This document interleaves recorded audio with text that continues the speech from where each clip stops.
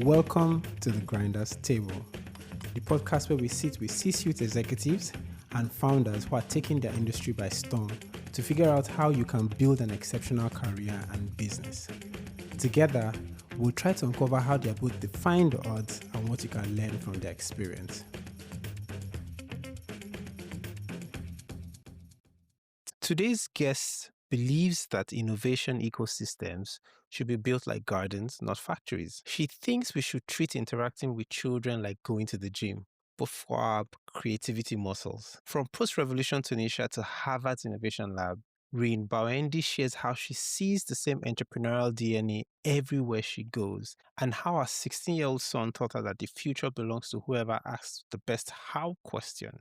This is the Grinders Table podcast, and I'm Uwem. And here's Rym explaining how she accidentally discovered that building innovation ecosystems starts with. And I thought, like, if we created a space where many of these young people could, join and access, and we connect them with the right resources, we ask the right question, we think together through some of the challenges that they're going through, then chances are they might actually create their own jobs and maybe create jobs for others. So for me, what got me into entrepreneurship was really this idea of how can we help young people create jobs for them and from others, and also contribute to solving challenges in a country that was going through this major transition. And the instrument really at the beginning was space, because I came from that world. But very quickly I learned actually it's not just space. Actually, space probably is not necessarily what is the most important. Is the community, the ecosystem that is the most important. And that's how I actually ended up by accident in the entrepreneurship and innovation world. I came from a totally different place. I mean, we were innovating in the built environment sector, but in a very different way, I would say. That's interesting. Looking at your profile, you've literally spent time in all the continents, from Tunisia to France to Canada to the UK to the UAE. What would you say are Yeah, I'll aspects correct you. of, Not every continent. well, Missing. Asia? I did Asia. I was in Oh, Turkey, and UAE is in Asia. I think well, Australia is the one missing. So yeah, that's yeah, the and, one and missing. Antarctica. Maybe one day. But what is that thing that you saw in each of these, would I call them ecosystem, that made you feel like there was an advantage in having diversity in the various ecosystems? Because that's something that you always talk about, that diversity and how diversity and innovation come together and work hand in hand. I think what's really interesting in any of these ecosystems, first of all, we all speak a common language of entrepreneurship and innovation. Anywhere you go, you will see similar value system, similar ways of going about or doing this innovation-driven entrepreneurship, etc. So to me, like, the beauty of it was like cosmopolitan these spaces are, and also how connected, despite being very diverse. Like when you are, in a co-working space in Istanbul, or where I lived for 2 years, or in Tunis, or here in Boston, even at the Harvard Innovation Labs, you find similar types of people who are super smart, love collaboration, have a lot of grit, they are ambitious, they have this dream that they want to achieve together, they know how to work with others, etc. And they are quite resourceful when it comes to how they unlock the resources that is in front of them. So I love the communality of it. And I think that's kind of very grounding for me, because when I think of it, Tunisia is on the Mediterranean, or African country on the Mediterranean. Like that element of being Mediterranean, whether you go to Beirut or Istanbul, or you go to Marseille, or, Barcelona or others, there's like you see the similar effect. And I think maybe because of kind of where I came from and how I related to this new world, I really love that part. The diversity comes often from the problems that these innovators are trying to solve for and how they're going about it. As you know, for example, the type of innovation we see in many countries in Africa are done completely differently, say, from if you are building in the Boston ecosystem, right? I think that is the biggest differentiator. But it doesn't matter, because the framework of thinking is still the same.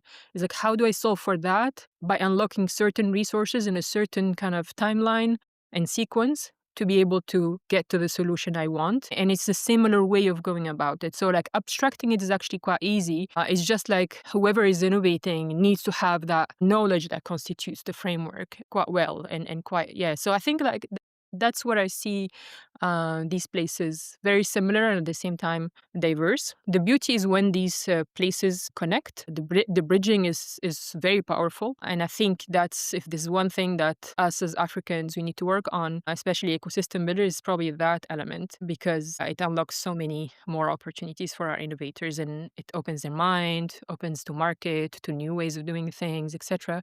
And it's also an opportunity for them to share their wisdom and their know-how with the world because we do have our own kind of way of doing things that is quite unique and powerful that the world should be learning from. You're absolutely correct there. But when we talk about globalization and innovation, everybody assumes that you're taking, say, what is seen as innovation and advancement in the US or China and slapping it into emerging markets like, say, Latin America or, specifically countries in Africa. And sort of they miss that gap of localizing whatever that innovation is. Is this something you could actually share more on? Look, I mean, I think it's really kind of showing examples of how different innovators. I mean, the classic example is always M-Pesa in Kenya and across many places in Africa now. Also, similar kind of fintechs where we're seeing like something that I don't want to just use this word leapfrog that everybody uses, but it's like a different way of doing things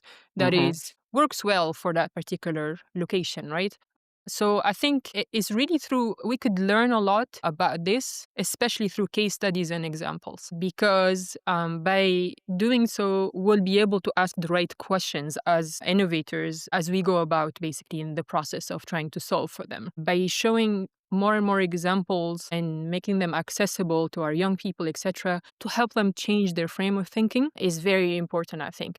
And now I'm interested to see also what does that mean now with AI becoming Yeah. so, yeah, I mean, it's gonna change everything. It's such a, I mean, I'm excited about it, especially because in a way it's an element of, it's like an equalizer, like anybody who has access to AI tools, whether you are in Lagos or in Boston or San Francisco, chances are you have the same chances of, like, the starting point is the same, if you know what I mean, right? I'm excited about that. And I'm excited about it because we're seeing it here, for example, the Harvard Innovation Labs, how these young people, from Harvard College and others, different graduate schools, they embraced it in an incredible way. What they used to build or like used to do, it took them a long time. Now they do it like literally over a weekend. And that speed, although like we have to be careful about it, it's also very interesting in terms of how the iterative process that we can take, how much we can embrace it for validation, etc. So I'm excited like how we, our African innovators, could also have access to these types of tools and be able to have these powerful kind of, yeah, enablers, I guess, for innovation and what will come out of that. I like that word that you use, enablers, because that's what I believe. I think that whatever tools are coming out are becoming, they are more enablers rather than the product. And it is up to us as Africans and as the world to leverage it to the best of our abilities to uplift our communities and the continent as a whole. But one of the things that people say about the incumbents, when I mean incumbents, the Harvards, the Oxfords, those that are really driving global innovation, is that it is one rich institution helping these rich societies get more successful. And it doesn't necessarily give back to the communities where some of these talents come from. So, case in Mm. point, immigrant folks attending these universities, becoming research fellows there. How do you look at this? Would I call it a paradox? I don't know if I agree completely with that. So to me, like basically, Harvard is a place where young people from around the world come and learn, are equipped with skills, start getting network, start accessing certain resources to get them started in their career and make a difference in their communities, right? Right now, if you're at Harvard, I mean, clearly there's more, let's say Western students than students from emerging markets. But those who have access here, to me, like the Tunisians, the Nigerians, Argentinians, etc., they get similar opportunities once they make it to Harvard, and in terms of what they learn and how the transformation that can occur for them, and how it can they can actually process it with contextualizing in terms of their link to their communities, right? So I think in terms of access to opportunity, once you make it, I mean, we have similar opportunities. Now, where the difference is probably missing is how organized different alums of Harvard and students are in our part of the world. It's true that the number is smaller, but what are we doing together, right, is the question. I work with a lot with the alums here at Harvard in innovation and entrepreneurship, and you can see like there's certain circles that are trying to advance, this particular sector, but there are in any field really. So like how organized the groups of alums are in wanting to do something collective for their community or for their continent or for whatever scope they decide it should be in any field, by the way, not just entrepreneurship. It could be on democracy, it could be on environment, it could be on this, on that. I think that's where we see many people just graduate and that's it, right? They start a job in consulting or whatever, and they carry on with their life. Whereas, like, there's tremendous opportunity to convene and to become a collective that is powerful, that has a voice in your community, that can make a difference, that can bring what you learned from Harvard and apply it in a sensitive and contextualized way to the community where you're part of. So I think, yeah, I mean, it's true, but at the same time, I think you're giving something, that opportunity, that privilege of you've access to Harvard, and I'm an alum of Harvard. What do you do with it is really a question, and what do you do with it with others is an even more interesting question. Here at the Harvard Innovation Labs, 50% of the founders, 50%, 50, are actually international, and most of them are actually from emerging countries. Yeah, yeah. I actually also agree with you. Opportunities are given. How do we then come together as a community and make use of those opportunities? One of the things that I see you talk about is, sustainable spaces and how we can lean on ancient desert wisdom in building spaces that could further fuel that philosophy of innovation. There's something that I saw somewhere that said something around rejecting, that ideology that newer is always better. How do you then balance that tension? Because obviously we are innovating and new things are coming off, but also there are wisdoms from the past that are very relevant to how well we can innovate. I see you've done a lot of research. I mean, you managed to find a TEDx talk that I did decades ago, right? Look, I would say seeing some of these kind of ancient heritage that was kind of a lived space, etc. And to me, in my case, it's in the historical Medina of Tunis, which is the historical city at the center of Tunis. Um, um, I was at I went there actually, I remember it very vividly, like when I was maybe 6 or 7 with my father. At the time, he was in urban planning and, he gave me a tour with 2 of my friends, and we went and saw the beautiful elements of it, how creative the souks are and all these, it's buzzing with energy, lots of people creating amazing handicraft, etc. But also the problems that it had in terms of, people who were living at the margin, who were kind of struggling, right? But overall, somehow that place, it just showed me how I think what impressed me the most, and maybe this is kind of linked to how we innovate and maybe the value system that we bring in to innovation. What I loved about it is like how much thoughtfulness you could detect from it, the craftsmanship that comes with it, and this idea of like it lasted decades and centuries, right? And it's still here, and people are just embracing it in a different way. From then, I think that's probably one of the things that got me excited about wanting to go into urban planning and built environment, etc. And later on in innovation as well. So it's really kind of seeing something that, was there for a very long time, and lots of people contributed to it. And each of these individuals are so good at their craft, and they're really thoughtful, and they want to do things together so that the collective becomes something beautiful. So I would say, like, we need to look back at what our ancestors have built over time, learn from it. That's such a big defining element in our identity that as innovators, it could help us do things in a way that are more contextual, context relevant. It could help us as innovators, build things that can adapt and evolve over time and still continue to be relevant. So I think we can learn a lot from it. And innovation is not necessarily everything has to be disruptive, right?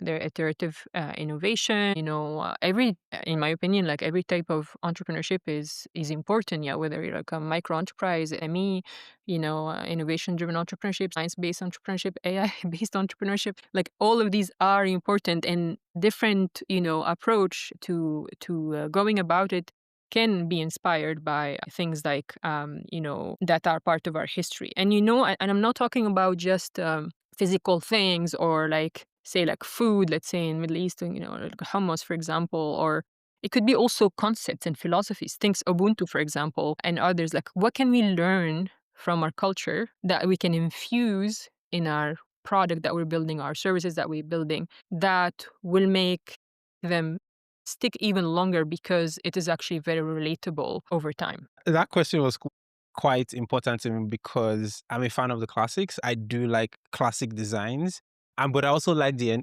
efficiencies that come with the modern day Mhm. minimalism and the likes. But as you said, I wish we could lean back on, that human aspect, that human centered design that drove the classics, and used modern day technology to also make things that has soul, right? What has happened is It's innovation. really about soul. That's exactly it. Yeah, it feels like everything is soulless right now. If you were asked to define what an innovation ecosystem is, what would you define it as? So I'm a daughter of a farmer, okay? So I like to look at these spaces like a bit like gardens where you have nurseries, we have to inspire the next generation and make those seeds become seedlings. And then we have, different kind of plants that kind of contribute to the well-being of the other plant, because kind of sitting next to each other, there's the water that we need to help them grow, the fertilizer, etc. So think capital networks, etc. I look at it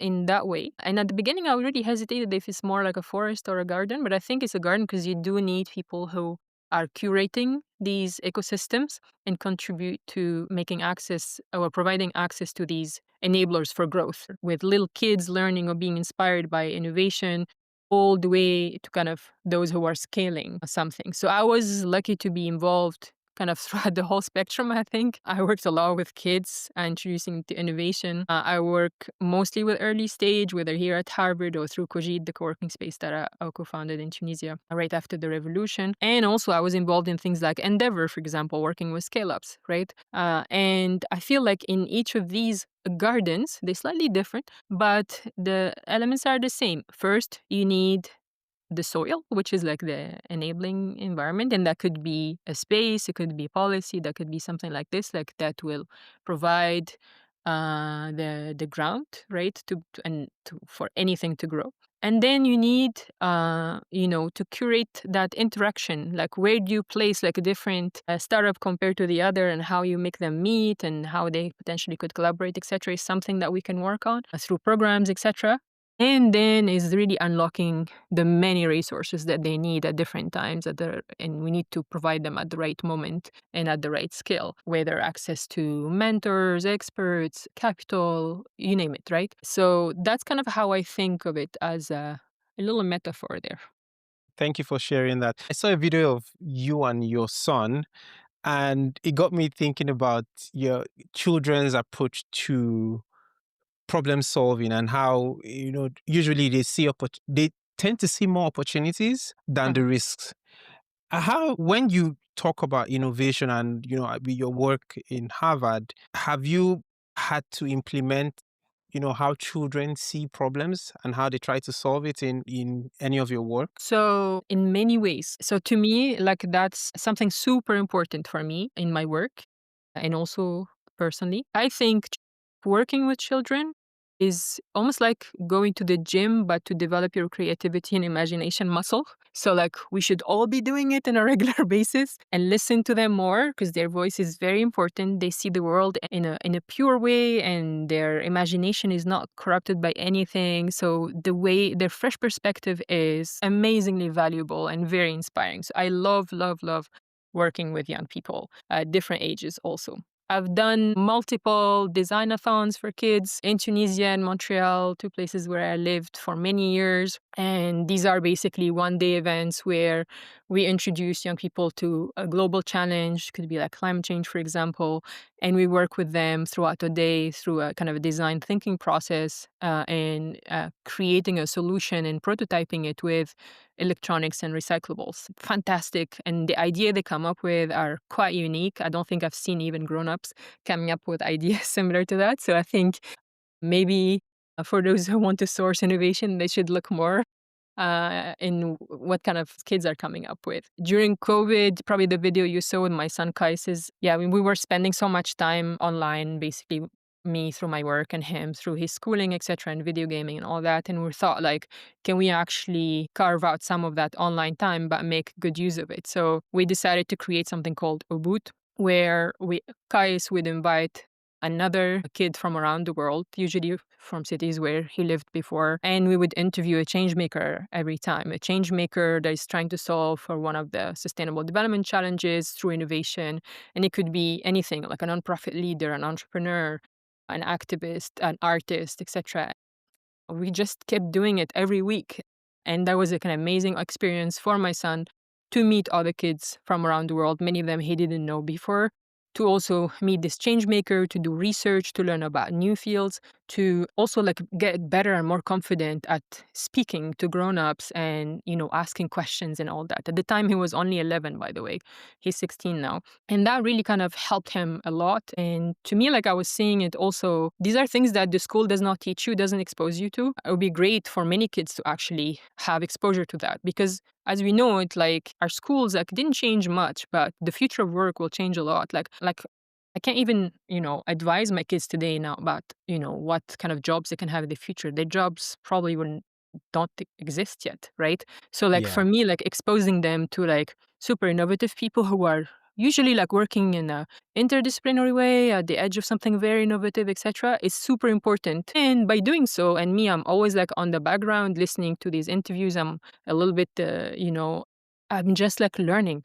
Like, look, when I say, look what kind of question they're actually asking. I never actually thought about it this way, etc. So that actually really helps me also become a better thinker and more thoughtful and more caring in terms of how I approach, how I want to make impact in the world. So that's another example. Here at the Harvard Innovation Labs, for example, over the summer, we had four high school students, age around 16, 17, who come and work with us, and they're really working on real project that really make a difference in our in our work.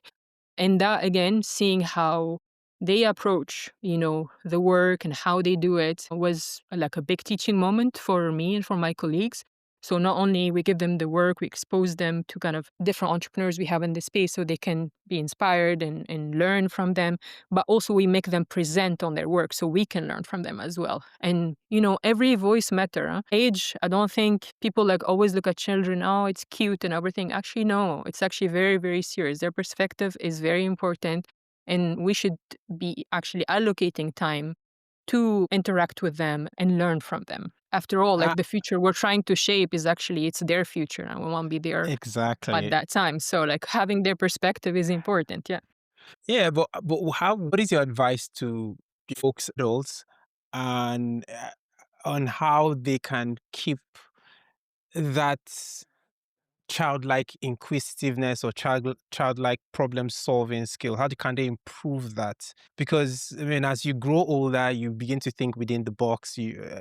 And you stop being as inquisitive or as you become risk averse generally. What is your advice on how to solve for that? Because again, many people are leading businesses. They struggle with that because they feel maybe the people that work for them are not thinking out the box. They are also not thinking out the Yeah. box because there's just so much pressure to perform. How do you think we can solve for that? I mean, this idea of being kind of interacting with children is very important, I think. So, the same way as a leader, you probably allocate time to go to the gym 3 times a week to build your muscles and stay strong, etc. I would say, like, maybe they should actually plan in time to go to schools and speak to young people or, have like young people come for a week to experience the workplace or actually introduce play within their team, as a way for, not always like just working on projects, but also like team building and having more play infused in their day-to-day work. I think, and also like really kind of